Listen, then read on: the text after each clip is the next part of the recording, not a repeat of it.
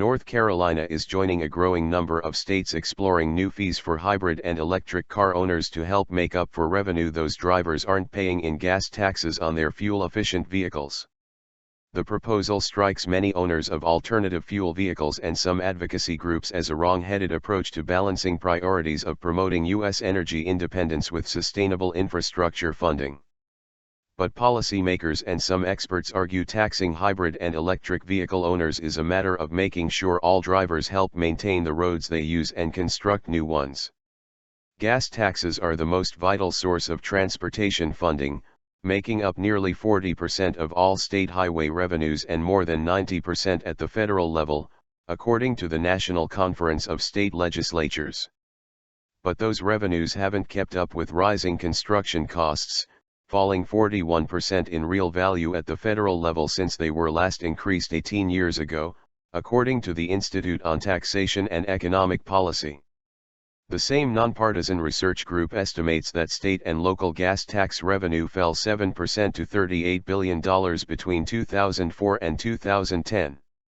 Many transportation organizations and other groups say an overhaul that moves the system to a tax based on miles traveled is needed, but those reforms come with their own hurdles, and for now states are looking for other fixes. At least 10 states are considering or have passed legislation to collect fees from owners of electric or hybrid cars.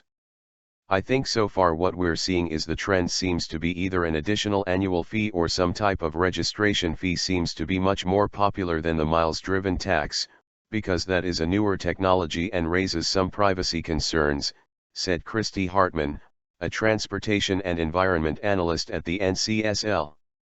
New Jersey scrapped a plan to charge vehicles by miles traveled amid pushback from media and legislators, opting instead for a flat fee on electric cars. North Carolina senators included an additional $100 annual registration fee for electric car owners and a $50 fee for hybrid drivers. They estimate the new fees will raise $1.5 million annually. The Senate's provision would have to survive budget negotiations with the House, which is expected to release its full spending plan in the coming days. Senior Neil Hunt, our WAKE and a chief budget writer, argues the policy ensures all drivers are contributing their fair share toward maintaining the roads and services they all use. It just seems logical to me that they should pay a small fee for the use of the highways and the wear and tear they put on the highways, he said. But that policy, along with the end of a pilot program offering 4 interstate plug-in stops, is troubling to many drivers of fuel-efficient cars. Ryan Turner, an IT professional in Chapel Hill, said he and many other drivers of alternative fuel vehicles chose their cars because they're concerned about the environment and the country's dependence on oil. The Chevrolet Volt driver helped advocate for a statewide plug-in vehicle readiness plan. On its face, it's reasonable for electric owners to contribute toward road tax in some way, he said.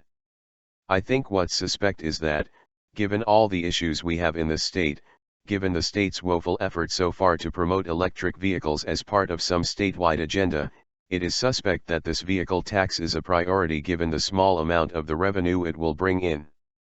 The policy looks especially arbitrary when more and more conventional cars are achieving fuel efficiency that's comparable to some hybrid cars, Turner added.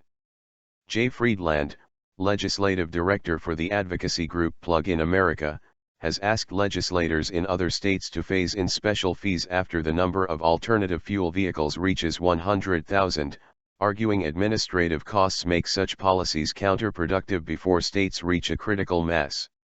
We generally say this is a period of time when you should be incentivizing these vehicles, but after a while, yes, everyone should be paying their fair share, he said. North Carolina has an estimated 30,000 hybrid and electric cars registered in the state. Plug in America supports a vehicle miles tax, and Friedland said his organization swayed Washington lawmakers to include a study of that policy in the state's own bill targeting alternative fuel vehicles. Fundamentally, the mechanism exists, for charging a miles traveled tax, but I don't know of any states that are currently doing that yet, he said. We're really on the edge of this, because we're for once actually watching fuel consumption going down, and that's why we're watching these taxes come up. Barry Jenkins of the Carolinas Association of General Contractors said bigger reforms are ultimately needed to address infrastructure in the long term. He's part of a coalition of businesses and regional transit groups that endorses miles traveled taxes. The problem, he said, are concerns that the system would require intrusive new technologies and that fuels apprehension among political leaders. It's never going to be a convenient time to ask people to pay more for infrastructure, he said.